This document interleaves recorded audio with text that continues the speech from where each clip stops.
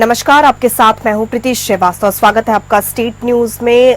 रुक करेंगे खबरों की ओर। खबर बिहार से। लोकनायक स्वर्गीय जयप्रकाश नारायण जी की पुण्यतिथि के अवसर पर गांधी मैदान के दक्षिण पश्चिम छोर पर स्थित उनकी प्रतिमा पर मुख्यमंत्री नीतीश कुमार ने मालार्पण कर अपनी भावभीनी श्रद्धांजलि अर्पित की। इस अवसर पर उप मुख्यमंत्री सम्राट चौधरी, उप मुख्यमंत्री विजय कुमार सिन्हा, बिहार विधानसभा के अध्यक्ष नंदकिशोर यादव सहित मंत्री, सामाजिक और राजनीतिक कार्यकर्ताओं और अन्य गणमान्य व्यक्तियों ने भी लोकनायक जयप्रकाश नारायण जी की प्रतिमा पर माला अर्पण कर उन्हें शत शत नमन किया और श्रद्धांजलि अर्पित की। इस अवसर पर सूचना और जनसंपर्क विभाग द्वारा आरती पूजन, भजन कीर्तन, बिहार गीत और देशभक्ति गीतों का गायन भी किया गया।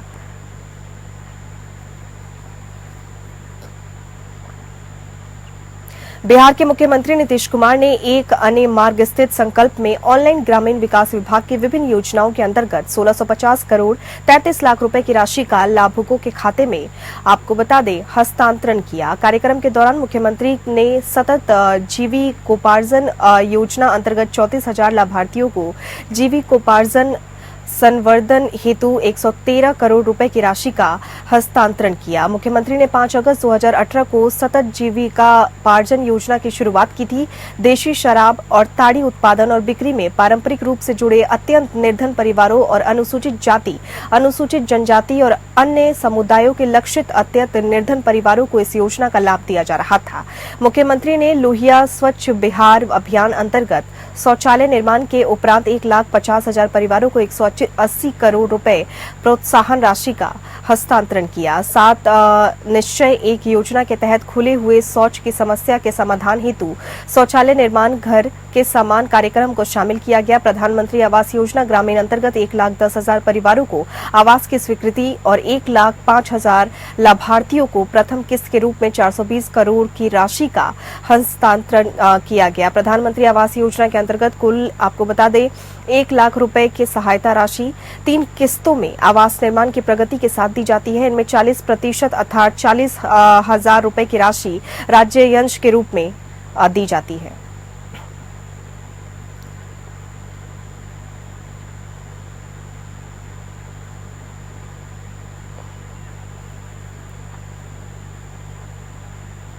बिहार लोक प्रशासन और ग्रामीण विकास संस्थान 3 अग्रणी प्रयोगशालाओं की शुरुआत के साथ शासन प्रशिक्षण को बदलने के लिए तैयार है, जिसका उद्देश्य आधुनिक बनाना है। ये नई सुविधाएं बीपाड परिसर के भीतर गहन ज्ञान और खुफिया गलियारों का हिस्सा है, जिन्हें शासन सिखाने के तरीके को नया रूप देने के लिए डिजाइन किया गया है और राज्य में लागू किया जाएगा। इस प्रयोगशाला का उद्देश्य राज्य को प्रभावित करने वाले नीतिगत मामलों पर महत्वपूर्ण चर्चा और आम सहमति बनाना है। सामूहिक रूप से ये प्रयोगशालाएं गहन ज्ञान खुफिया समन्वय की रीढ़ बनेगी।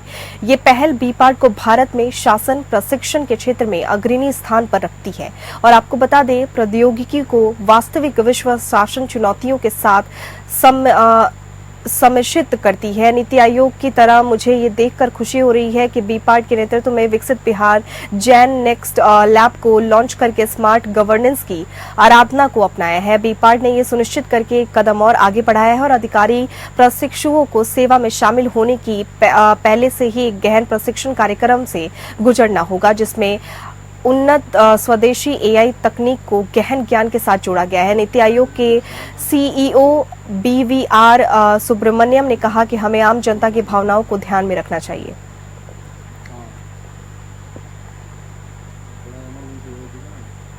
बालू माफिया को सप्लाई के लिए पड़ोसी राज्य उत्तर प्रदेश से हथियार और कारतूस बिहार में लाया गया था। गुप्त सूचना के आधार पर भोजपुर पुलिस ने इसे बरामद कर लिया। वहीं आपको बता दें एक तस्कर को भी गिरफ्तार किया गया है। पुलिस ने उत्तर प्रदेश के जौनपुर निवासी हथियार तस्कर को दबोचा है। इस बात की जानकारी भोजपुर पुलिस अधीक्षक ने प्रेस वार्ता कर पत्रकारों को दी। भोजपुर पुलिस अधीक्षक मिस्टर राज ने बताया है कि भोजपुर पुलिस को गुप्त सूचना मिली थी कि उत्तर प्रदेश से हथियार जो है वो जिंदा कारतूस लाकर हथियार तस्कर भोजपुर में बालू माफिया को सप्लाई करने आ रहा है, जिसके बाद भोजपुर पुलिस ने तुरंत कार्रवाई करते हुए एसडीपीओ 2 रंजीत कुमार सिंह के नेतृत्व में आरा नवादा थाना अध्यक्ष विपिन बिहारी के साथ एक टीम का गठन किया और छापेमारी की। छापेमारी के दौरान भोजपुर पुलिस को बड़ी सफलता हाथ लगी है। भारी मात्रा में जिंदा कारतूस और पिस्तल के साथ एक तस्कर को दबोचा गया। हथियार तस्करी की पहचान उत्तर प्रदेश के जौनपुर जिले के सरपत जहां थाना अंतर्गत लल्लू चौहान का बेटा मंजीत चौहान के रूप में हुई। पुलिस की पूछताछ में हथियार तस्कर ने बताया कि उसे ये हथियार भोजपुर जिले के मुफस्सिल थाना क्षेत्र अंतर्गत छपरा गांव निवा दुर्गेश सिंह को सप्लाई करना था। भोजपुर पुलिस अधीक्षक मिस्टर राज ने बताया कि तस्कर के पास से 154 जिंदा कारतूस और 2 पिस्तौल बरामद किया गया है। इस मामले में ऐसे कई लोग हैं जिनका नाम सामने आ रहा है, जिसकी जांच में पुलिस जो है वो लगातार जुटी हुई है।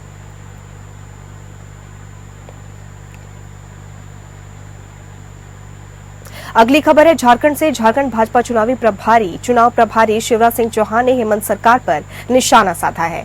शिवराज सिंह चौहान ने कहा कि राज्य सरकार के संरक्षण में बांग्लादेशी घुसपैठिया बढ़ रहे हैं। संथाल परगना क्षेत्र में घुसपैठ के कारण डेमोग्राफी में बड़ा परिवर्तन आया है। आदिवासी आबादी 44% से घटकर 28% पहुंच गई। इसके अतिरिक्त समानवे आबादी भी प्रभावित हुई है। कहा कि राज्य सरकार के संरक्षण में बांग्लादेशी घुसपैठियों के आधार कार्ड बनाए जा रहे हैं, वोटर लिस्ट में नाम जोड़े जा रहे हैं। ये सब वोट बैंक और तुष्टीकरण की राजनीति है और राजनीति का कारण हो रहा है। उन्होंने आगे कहा, राज्य में एनडीए सरकार बनते ही एनआरसी लागू कर घुसपैठियों की पहचान करेगी और चुन चुनकर देश से उन्हें बाहर निकालेगी। जेएमएम केंद्रीय महासचिव सह प्रवक्ता सुप्रियो भट्टाचार्य ने प्रेस कॉन्फ्रेंस में एक बार फिर सरकार बनाने का दावा किया है। उन्होंने कहा, झारखंड में हेमंत सोरेन सरकार का कार्यकाल दिसंबर में खत्म हो रहा है और फिर हम सरकार बनाएंगे। जेएमएम के केंद्रीय महासचिव सह प्रवक्ता सुप्रियो भट्टाचार्य ने कहा कि हमारे राज्य में संपूर्ण कार्यकाल की अवधि दिसंबर तक है, लेकिन समय से पहले चुनाव हो सकते हैं, ऐसी चर्चाएं तेज है। लेकिन इस संबंध में हमने चुनाव आयुक्त को मेल के जरिए एक आवेदन दिया है और उसमें मांग की है कि जब चुनाव आयोग की टीम यहां आई थी तब हमने कहा था कि चुनाव आयोग के विपरीत जाकर जब काम होता है तो वो गलत है। हमारा कार्यकाल दिसंबर तक है, इसलिए हमें दिसंबर तक समय दिया जाए। यदि हमारे साथ भेदभाव होता है तो ये उचित नहीं होगा। उन्होंने कहा कि झारखंड में सिर्फ 81 विधानसभा क्षेत्र है। कश्मीर जैसे अशांत राज्य में 3 चरण में चुनाव हो सकते हैं, तो झारखंड में भी कम से कम चरण में चुनाव कराए जा सकते हैं।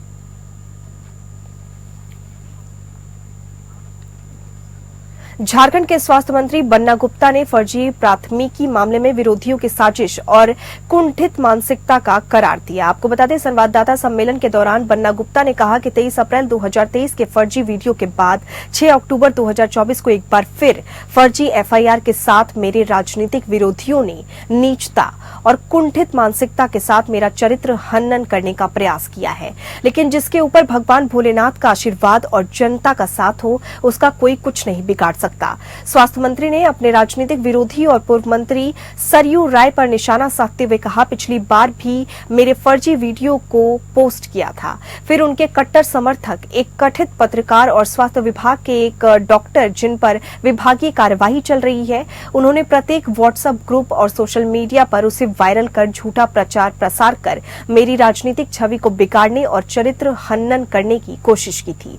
इस बार भी वही लोग इसमें लगे थे। उन्होंने कहा कि विपक्ष के समर्थक जो ब्लैकमेलिंग, चरित्र हनन और झूठे खबरों को प्रचारित करने में एक्सपर्ट हैं, जो खुद थाना वकील, जज बनकर किसी का भी चरित्र हनन करने में संकोच नहीं करते हैं, उन्होंने ही फिर एक बार मुझे नीचा दिखाने और चरित्र हनन के लिए एक सोची समझी साजिश रची है। इस झूठी फर्जी एफआईआर को हर सोशल मीडिया प्लेटफॉर्म पर प्रचारित और प्रसारित किया जा रहा है।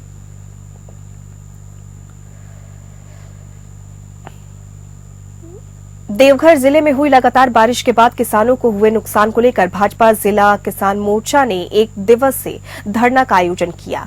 धरना का नेतृत्व कर रहे जिला किसान मोर्चा के अध्यक्ष विश्वनाथ रवानी ने कहा है कि इस बार मानसून में अधिक बारिश भी है, जिस वजह से सब्जी और मोटे अनाज के किसानों को काफी नुकसान सहना पड़ा। उन्होंने कहा कि बारिश में जिन किसानों को नुकसान हुआ, उन्हें राज्य सरकार अति शीघ्र आर्थिक मदद कर उनकी समस्या का तत्काल निदान करे।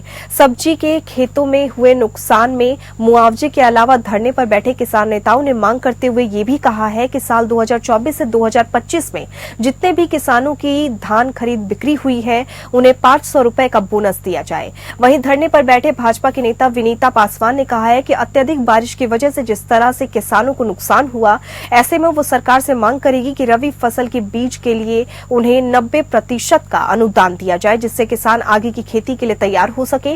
वहीं भाजपा नेता तूफान महतो ने कहा है कि झारखंड की वर्तमान सरकार से सिर्फ किसान ही नहीं बल्कि महिला, युवा सभी ठगे महसूस कर रहे हैं। किसानों की बात करें तो ये सरकार किसानों के लिए कुछ भी नहीं सोच रही है, लेकिन भारतीय जनता पार्टी किसानों की शुभचिंतक है। इसलिए एक दिवस धरना के माध्यम से देवघर जिले के किसानों के लिए सरकार से वो सभी मांग करेंगे कि किसानों की राहत के लिए सरकार स्पेशल पैकेज की व्यवस्था करे।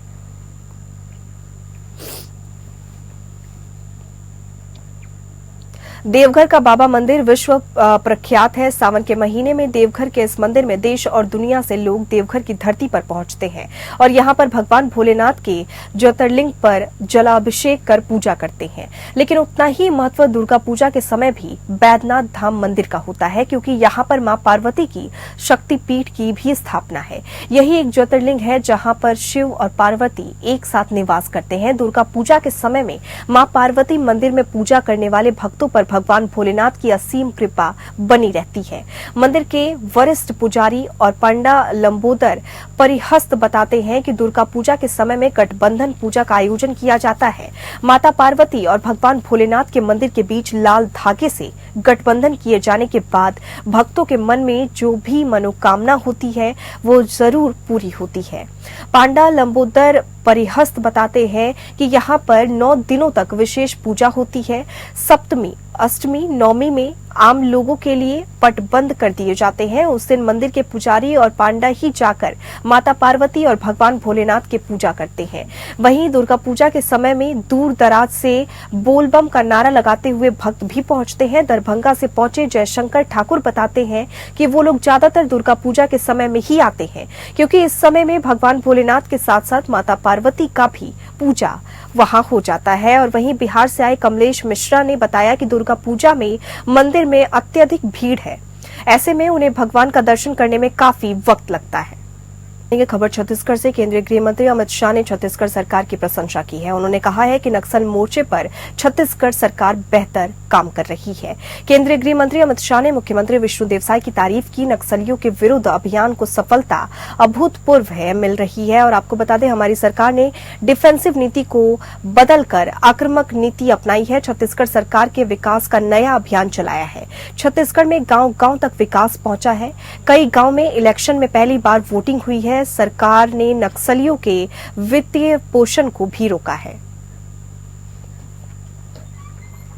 कांग्रेस के पूर्व विधायक विकास उपाध्याय ने बताया कि करोड़ों रुपए के छत्तीसगढ़ में हो रहे लकड़ियों के तस्करी के मामले में दर्जनों साथियों सहित विकास उपाध्याय ने रायपुर डीएफओ कार्यालय में डीएफओ को घेरा। 1 घंटे से भी ज्यादा घेराव के बाद रायपुर डीएफओ कार्यवाही के बारे में उचित जवाब देने से बचते रहे।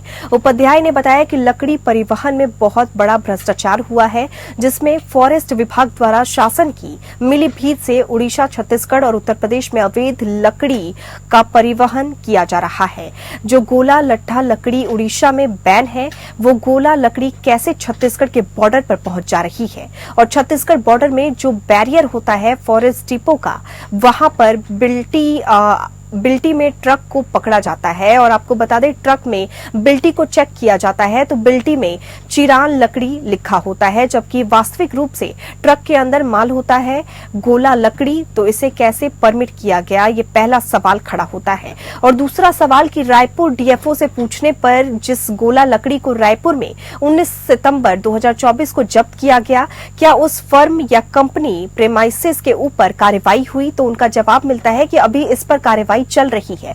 जबकि आज 17 से 18 दिन हो गए इस पर फॉरेस्ट विभाग अभी तक कार्यवाही के नाम पर सिर्फ और सिर्फ लीपापोती कर रही है और इस बड़े भ्रष्टाचार को बढ़ावा देने का काम कर रही है। जांजगीर में मॉर्निंग वॉक पर निकले 6 बच्चों को पिकअप वाहन ने रौंदा। घटना में 6 बच्चे गंभीर रूप से घायल और 2 बच्चों की आपको बता दें मौत हो चुकी है। घायल बच्चे पामगढ़ सामुदायिक स्वास्थ्य केंद्र उन्हें ले जाया गया है, जहां प्राथमिक इलाज के बाद बिलासपुर रेफर किया गया। घटना के बाद पिकअप वाहन सहित ड्राइवर भी वहां से फरार हो गया। घायल सभी बच्चे पामगढ़ कुटराबोड़ के रहने वाले हैं और पामगढ़ पुलिस अभी जांच में जुटी हुई है। महानदी में एक युवक के डूबने से मौत हो गई। चंद्रपुर में रविवार को महानदी दरगाह घाट में एक युवक नदी में डूब गया। वहीं मृतक युवक भिलाई का बताया जा रहा है। आपको बता दें, वही युवक के साथ उसके 2 दोस्त भी उसके साथ मौजूद थे और तीनों युवक ने चंद्रपुर घूमने फिरने का योजना बनाया था। माता चंद्रहासिनी के दर्शन के लिए आए हुए थे और नहाने के लिए तीनों दोस्त एक किनारे पर गए और एक युवक पहले नदी में उतरा। बाकी दोनों दोस्त नहाने के लिए कपड़े उतार रहे थे, तभी मृतक युवक नदी में मानो अदृश्य हो गया, जिसके बाद दोनों दोस्त उसे आसपास खोजने की कोशिश में लग गए, मगर वो नहीं मिला, जिसके बाद पुलिस प्रशासन मृतक युवक की तलाश में जुट गए। मृतक युवक का नाम रामेश बताया जा रहा है और वो भिलाई नगर का बताया जा रहा है। फिलहाल अभी तक युवक का कुछ पता नहीं चल पाया। पुलिस लगातार गौतखोरों के साथ युवक की छानबीन कर रही है। छत्तीसगढ़ के जैसपुर विधानसभा अंतर्गत ग्राम पंचायत मलदा में माता की अनूठी आराधना देखने को मिल रही है। आपको बता दें, नवरात्र में अन्न त्याग कर जमीन पर लेट भक्त ने शरीर पर ज्वारे लगाए और दिन में 2 चम्मच बस वो पानी पीता है। और इसी के साथ ये भी बता दें कि वो मां ठकुराइन दाई के सामने जमीन पर लेटा हुआ है। 9 दिनों से शरीर पर ज्वारे लगे और इस दौरान ना तो वो बैठता है और ना ही अपनी जगह से कहीं और जाता है। दिन भर में सिर्फ वो 2 चम्मच जल लेता है। माता के प्रति भक्त की इस आस्था को देखने के लिए श्रद्धालुओं की भीड़ पहुंच रही है।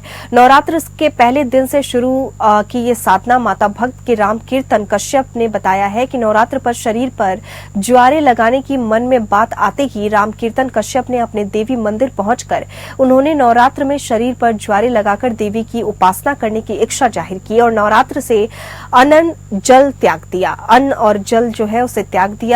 परमा यानी नवरात्र के पहले दिन माता की कलश स्थापना करके शरीर पर ज्वारे लगाए।